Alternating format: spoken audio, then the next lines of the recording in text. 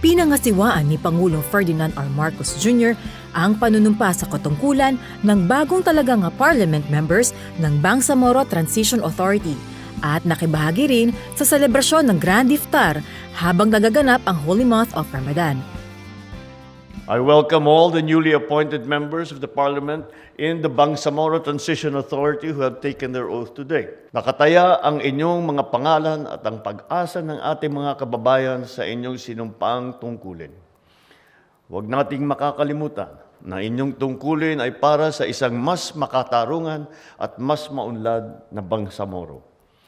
With you at the helm, I am confident that you will continue to prove that the implementation of every single signed agreement is a step towards long-lasting peace.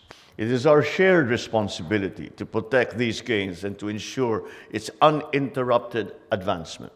Let not our diversity and difference be a hindrance to our solidarity. Let us remember that at the center of our national identity is a common thread that binds us, our longing for peace and for progress. Naway sa bawat tungkulin na ating ginagampanan, lagi nating isasabuhay ang taglay ng mga katangian ng Bagong Pilipino. Bagong Pilipino na may disiplina, may husay, at higit sa lahat, may pagmamahal sa bansa. Ipinakita sa okasyong ito ang pagkakaisa at suporta sa pagitan ng Bangsamoro at ng pamahalaan tungo sa kapayapaan at pagsisiguro sa magandang kinabukasan ng Bangsamoro Autonomous Region and Muslim Mindanao.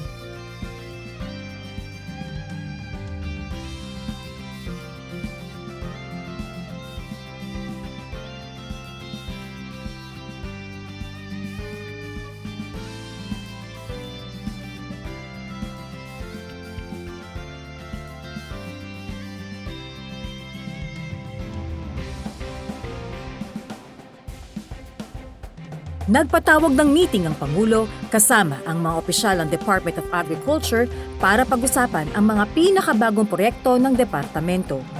Kabilang din sa agenda ang planong cold storage expansion at pagtatag ng food hubs sa iba't ibang lugar sa bansa.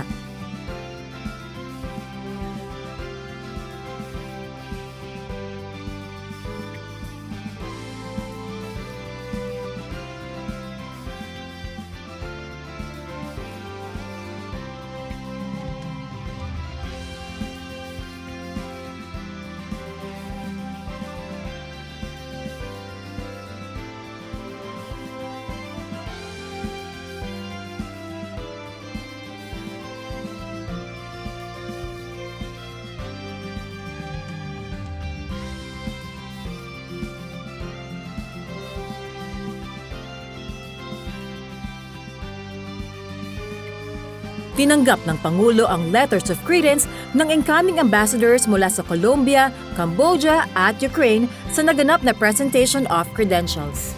Nangako ang tatlong bagong ambassadors na mas paiigtingin pa ang ugnayan ng kanilang mga bansa sa Pilipinas.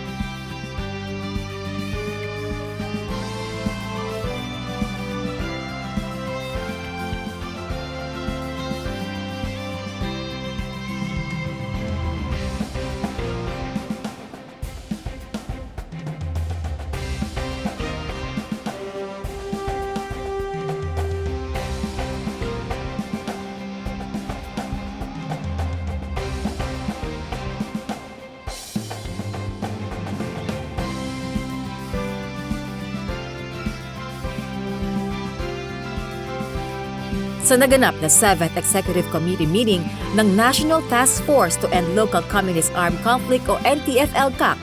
Binigyan diin ng Pangulo ang pangako ng pamahalaan na suportahan ang reintegration ng mga dating rebelde sa pamamagitan ng patuloy na pagpapatupad ng Barangay Development Program.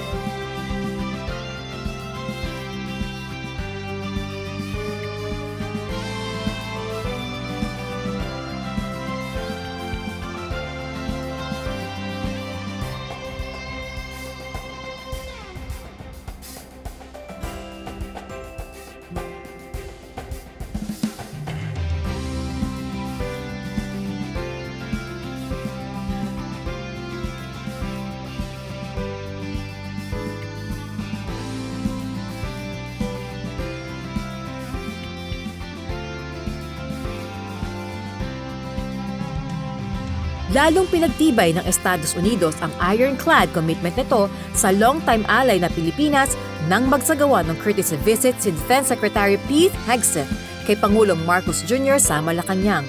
Ito ang kauna-unahang pagbisita sa bansa ng isang high-ranking official ng Amerika sa ilalim ng Trump administration.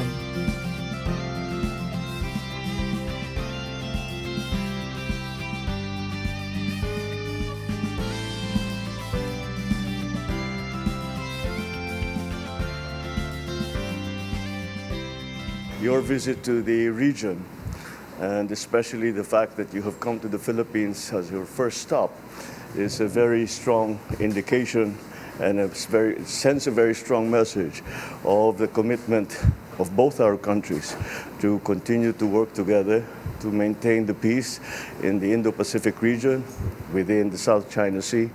And I know that the work that we will do in the time that you have here, brief as it is, in the time that you have here in the Philippines will be extremely productive and very, very important for as we chart our way into the future, considering how complicated geopolitics has become. I had a chance to speak just a few minutes ago to our president, President Trump, who sends his regards to you as well. Thinks very fondly of this great country, is very committed to the alliance that we have, to the friendship that we have, the cooperation that we have. And he and I both want to express the ironclad commitment we have to the Mutual Defense Treaty and to the partnership, economically, militarily, which our staffs have worked on diligently for weeks and weeks and months. There is a very real reason why our first trip and our first visit is here to visit you in your great country. We will be spending time meeting with you and your defense minister and your team, but also meeting with a lot of our troops that are here in a meaningful military-to-military cooperation, which we have great interest in expanding even more, where it is mutually beneficial, which is critically important. Because as we've talked about, peace through strength is a very real thing. Deterrence is necessary around the world, but specifically in this region, in your country, considering the threats from the Communist Chinese, and that friends need to stand shoulder to shoulder to deter conflict, to ensure that there's free navigation.